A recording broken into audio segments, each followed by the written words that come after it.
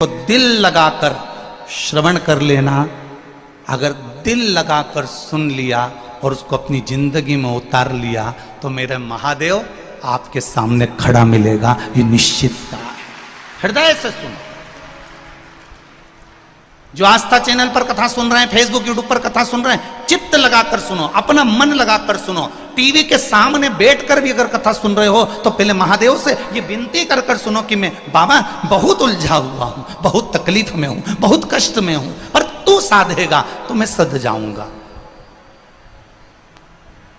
भाग्य बनाने वाला देवता होता है, भाग्य बनाने वाले देव होते हैं, भाग्य बनाने वाला भगवान होता है, किस्मत लिखने वाले देव होते हैं, किस्मत बनाने वाले भगवान होते हैं। पर भाग्य को बदलने की सामर्थ्यता अगर किसी में होती है तो वो देवाधिदेव महादेव में होती है। भाग्य बनाएंगे देवता, भाग्य बनाएंगे भगवान, पर भाग्य को बदलना, भाग्य को एकदम पलटने का अगर कोई बल रख सकता है तो वो देवाधिदेव महादेव रख सकते हैं। तुरंत आप उसके चरणों में जाकर आंसू भड़काए, आप उसके चरणों में जाकर विनती करें, आप उसके चरणों में जाकर निवेदन करें, आप उसके चरणों में जाकर नमन करें, आप उसके चरणों में जाकर एक लोटा जल चढ़ाए। उसने संवार लिया। आया दुख, आएगा दुख, क्यों नहीं आएगा? आप उसके चरणों में पहुंचे, उसने संवार लिया। आप उसका भजन कर रहे हो, आप उसका स्मरण कर रहे हो,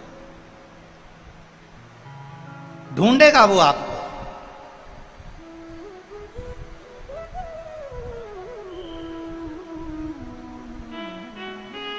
मछली को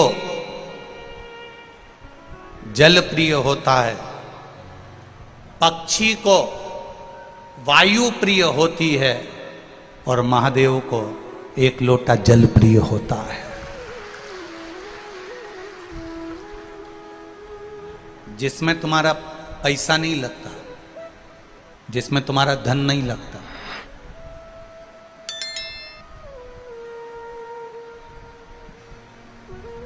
जिसमें तुम्हारा धन नहीं लगता, जिसमें तुम्हारा पैसा नहीं लगता।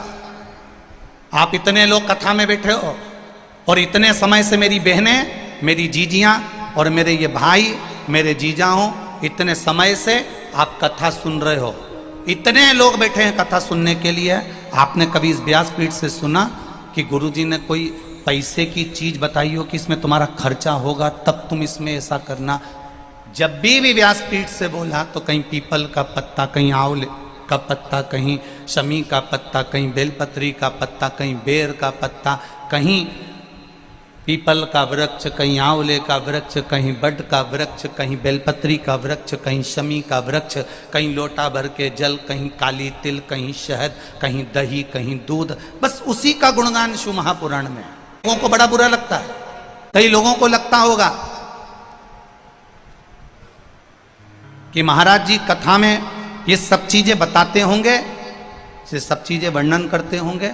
हमारा तो आपसे भी निवेदन है, व्यासपीठ से जितनी भी चीजें आपको बताई जाती है वो सारी पुराणों में से बताई जाती है। एक एक पुराण को ध्यान से पढ़ना। गीता प्रेस गोरखपुर की एक एक पुराण अपने घर के अंदर ले आओ। मत्स्य पुराण, कूर्म पुराण, वामन पुराण, बरहा पुराण, नारद पुराण, भविष्य पुराण, गर्ग संहिता, जितनी पुराण ला सकते हो एक एक पुराण घर में लाओ। उसको धीरे धीरे एक एक लाइन को आराम आराम से पढ़ो। जितनी धीरे धीरे पढ़ोगे उतना धीरे धीरे आपके अंदर उतरते जाएगा। दुनिया के लोगों ने कहा कि सीहोर वाले महाराज ने श्री शिवाय नमस्तुभ्यम मन से मंत्र निकाल दिया, वो तो धन्यवाद दूंगा। लोगों ने जब इसका विरोध करा तब ब्राह्मणों ने, संतों ने, साधुओं ने, गुरुजन ने फिर इसको शिव महापुराण में पढ़ना प्रारंभ करा। जब शिव पुराण की विद्येश्वर संहिता में लिखा हुआ मिल गया कि श्री शिवाय नमस्तुभ्यम मंत्र को बोलने वाले का केवल मुख का दर्शन कर लो तो हजारों अश्वमेध यज्ञ का पुण्य फल प्राप्त हो जाता है, तब जाकर लोग उस श्री शिवाय नमस्तुभ्यम को छोड़े। नहीं तो पकड़ कर बैठे थे कि ये मंत्र कहाँ से आया, ये मंत्र क्यों बोला जाए, इस मंत्र का जाप क्यों करा जाए, इसको क्यों जपा जाए, इसको क्यों बोला जाए, इसका गुणगान क्यों किया जाए। जब उसको पढ़ लिया, समझ लिया, देख लिया, तब मालूम पड़ा एक एक चीज एक एक पुराण में से निकाल कर स्मरण करिए। पीपल के वृक्ष में 52,000 ब्राह्मणों का वास होता है, ब्रह्म पुराण कर रही है, पढ़ो, निकालो, स्मरण करिए। मछली को जल प्रिय है, पक्षी को वायु प्रिय है, और मेरे महादेव को एक लोटा जल प्रिय है। शिव को कुछ नहीं चाहिए तुमसे, शंकर तुमसे कुछ नहीं चाहता, उसको चाहिए ही नहीं, लिए खुद ढूंढता है। एक बार देवाधिदेव महादेव माता पार्वती जी के साथ भ्रमण पर जा रहे थे। घूमते घूमते घूमते घूमते शंकर भगवान,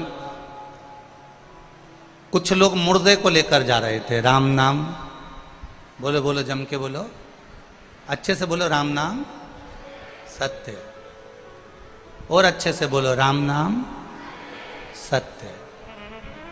बोलना चाहिए कभी कभी। कभी कभी जब तुमको ऐसा लगने लगे कि तुम बहुत अकड़ में जिंदगी जी रहे हो, तो 5 मिनट कुर्सी पर बैठे बैठे बोल लिया करो, राम नाम सत्य है। समझ में आ जाएगा कि आखिरी में जाना पड़ेगा, इसलिए शांति रखो।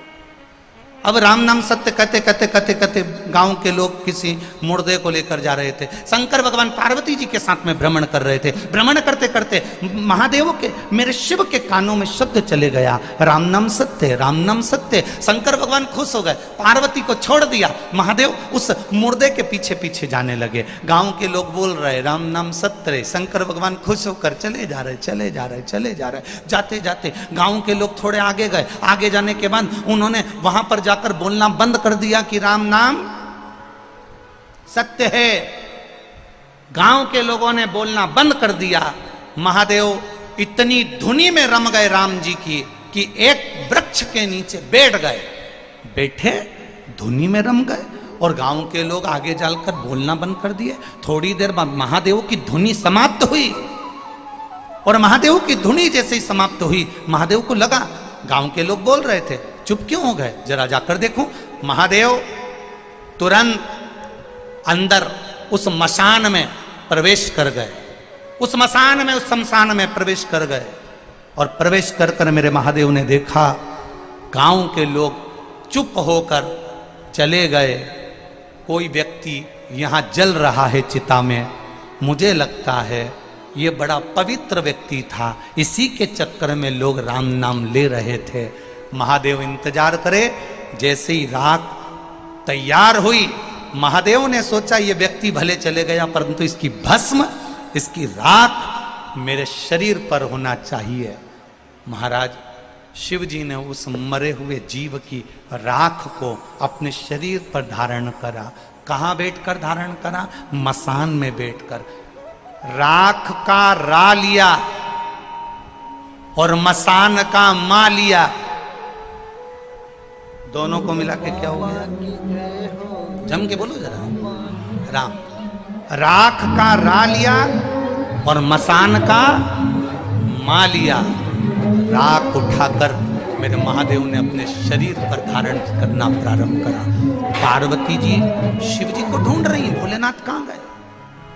शंभु, मेरे त्रिकालदर्शी, मेरे कैलाशी, मेरे अविनाशी शिव कहां हैं? ढूंढते ढूंढते माता पार्वती शमशान में पहुंच गई, और शमशान में जाकर माता पार्वती जी ने जो देवाधिदेव महादेव को देखा, आज तो मेरे बाबा राख लपेट कर बैठे हो। शंकर जी से पूछा, ये राख क्यों लपेटी?